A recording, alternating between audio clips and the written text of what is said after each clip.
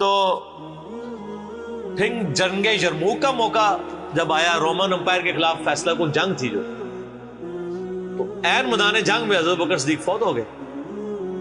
حضرت عمر نے پہلا ڈیسیژن یہ کیا کہ خالد بن ولید کو آرمی چیف کے عہدے سے معزول.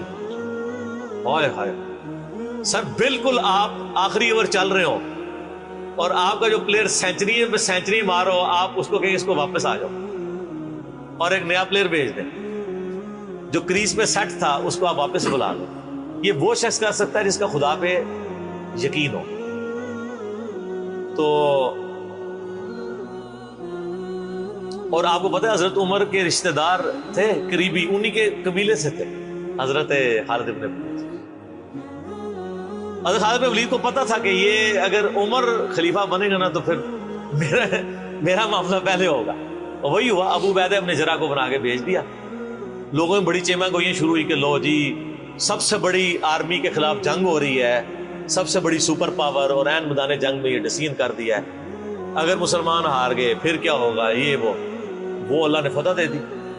فتح ہوئی تو اب جب لوگ آ کے مبارک باتیں پیش کر رہے ہیں، پھر حضرت عمر نے آ کے مسجد نبی میں خطبہ دیا. انہوں نے کہا خدا کے لیے میں تم سے یہی تو چیز ختم کرنا چاہتا تھا کہ یہ فتوحات خالد کی وجہ سے نہیں ہو رہی، رب خالد کی وجہ سے ہو رہی ہے. کل کو خالد نہیں رہے گا تو تم کیا سمجھو گے کہ اسلام ختم ہو جائے گا؟ اسلام نے تو آگے چلنا ہے. ٹھیک ہے. پھر انہوں نے کہا میری دوسری حکمت یہ تھی کہ مجھے پتا ہے کہ اب یہ رومن امپائر مسلمانوں کے پاس آ جائے گی، بیت المقدس بھی فتح ہو گیا پھر بعد میں. تو خالد ابن ولید جو ہے یہ جنگ کی فیلڈ کا ماسٹر ہے، اور جب کوئی علاقہ فتح ہو جاتا ہے پھر کسی جنگجو کی وہاں گورنر لگانے کی ضرورت نہیں ہوتی، بلکہ کسی ایسے شخص کو گورنر لگانے کی ضرورت ہوتی ہے جو ہیومن انسٹنکٹ سے واقف ہو، جس کو ہیومن مینجمنٹ آتی ہو. تو خالد تو ہمیشہ تلوار کے ساتھ ہی کھیلا ہے، اس کو ہیومن مینجمنٹ نہیں آتی. تو میں نے اس شخص کا انتخاب کیا ہے جس کو سب سے زیادہ رسول اللہ صلی اللہ علیہ وسلم کی صحبت کا شرف حاصل ہے. اور بخاری مسلم میں حدیث ہے کہ نبی علیہ السلام نے فرمایا کہ ہر نبی کے ساتھ ایک امین ہوتا ہے،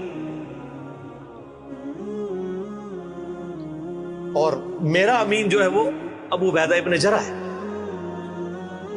ان کو پھر یعنی یرموک میں حضرت عمر نے یعنی آرمی چیف لگایا اور فتح ہوئی. اس کے بعد بیت المقدس بھی فتح ہو گیا، کیونکہ ابو عبیدہ جو ہے وہ شروع کے مسلمانوں میں سے، مکی دور کے. اب بعد میں لوگوں کو اسلام سکھانا تھا تو ایسے بندے کی ضرورت تھی.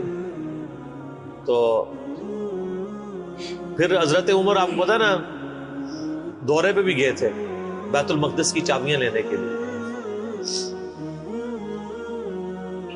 تو وہاں پہ کئی واقعات ہیں، ان میں سے ایک جو واقعہ ابو عبیدہ کا جو کہ ذکر ہوا ہے، تو اس کے بعد حضرت عمر ابو عبیدہ کو کہتے ہیں مجھے اپنے اب آپ آفس میں لے چلو.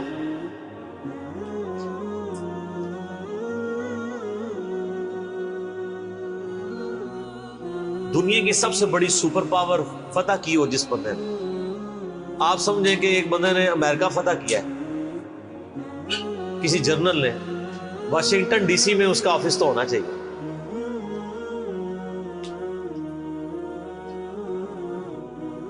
حضرت عمر رضی اللہ تعالیٰ عنہ کو ابو عبیدہ جب اپنے یعنی آفس میں لے کے گئے تو آفس کیا تھا؟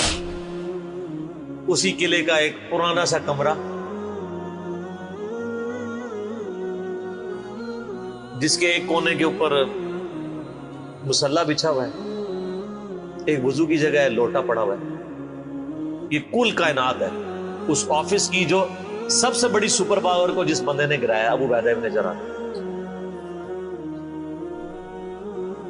حضرت عمر رضی اللہ تعالیٰ عنہ کی آنکھوں میں آنسو آ گئے. انہوں نے فرمایا کہ دنیا نے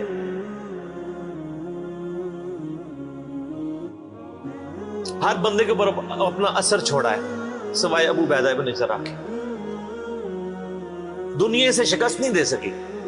دنیا سے مراد دنیا کی محبت. ہر بندے نے اپنا حصہ لے لیا. اس لیے آپ کو پتا ہے نا کہ حضرت عمر اپنے دور خلافت میں ابو عبیدہ ابن جراح کو بار بار خط لکھتے رہے کہ آپ ادھر آ جائیں، کیونکہ حضرت عمر چاہتے تھے کہ میں اپنے بعد کو خلیفہ نامزد کروں، اس لیے کہ وہ امین الامت ہے. لیکن وہ پھر حضرت عمر کے دور میں طاعون کے مرض میں وبا جو پھیلی تھی شام میں، اس میں وہ پھر شہید ہو گئے، اور وہی ان کا پھر وہ قبر بن گئی. سر میرا سوال ہے کہ طاعون کا مرض آپ کو پتا ہے کہ کیا تھا؟ جسم پہ پورے پھوڑے نکلتے تھے کینسر کے. تو کیا حضرت ابو عبیدہ نے ذرا ناکام کیے ہیں دنیا سے؟ کہتا ہے جی کوئی بندہ مرا تھا، بڑا نورانی چہرہ تھا، یہ تھا وہ تھا.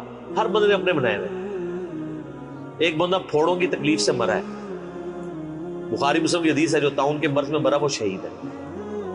تو وہ مرے تو بستر مرگ پہ ہے لیکن شہید ہے. اور دوسری طرف خالد بن ولید آپ دیکھ لیں، سینکڑوں جنگوں میں حصہ لیا انہوں نے، کسی ایک جنگ میں شکست نہیں کھائی، حتیٰ کہ جو کافروں کی طرف سے بھی غزوہ احد لڑی ہے اس میں بھی ان کو شکست نہیں ہوئی.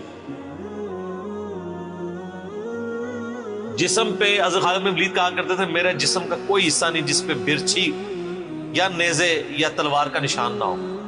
ظاہر ہے اتنی جنگوں میں زخم لگ گیا، لیکن میں بھی آج ایک بوڑھے اونٹ کی طرح بستر مرگ پہ مر رہا ہوں. میں نے سینکڑوں جنگوں میں اپنی موت کو تلاش کیا لیکن موت نہیں آئی. اس کا مطلب ہے موت جو ہے وہ اس پہ ڈیپینڈنٹ نہیں ہے کہ آپ میدان جنگ میں گئے ہوئے. ان کو موت میدان جنگ میں اس لیے نہیں آنی تھی کہ وہ اللہ کی تلوار تھی، اللہ کی تلوار تو نہیں ٹوٹ سکتی تھی. تو ان کا آج میں بھی بوڑھے اونٹ کی طرح بستر مرگ پہ مر رہا ہوں. صرف میں تمہیں یہ بتانا چاہ رہا ہوں کہ موت کا میدان جنگ سے کوئی تعلق نہیں. ویسے تو مسلم شریف میں حدیث ہے جو شخص شہادت کی تمنا کے ساتھ اپنے بسترے پہ بھی مرا اللہ تعالیٰ اسے شہید ہونے کا ثواب دے دے. ہمیں نیت کرنی چاہیے. یہ حضرت خالد بن ولید کے شعر ہیں کہ میں بھی اگر موت میدان جنگ میں آتی تو مجھے آتی جس نے سینکڑوں مار کے لڑے ہیں. اور سر پیچھے بیٹھ کے نہیں آج کل کے جرنیلوں کی طرح، فرنٹ سے لیڈ کر. تو یہ ان کے اشعار آج بھی ان کا جو قبر یا مزار بنا ہے اس کے ساتھ ایڈجسنٹ مسجد کی دیوار کے اوپر یہ شعر لکھے ہوئے ہیں. آپ یوٹیوب پہ جا کے دیکھیں تو آپ کو مل جائے. فرنٹ سے لیڈ کر کے پوری زندگی لڑے.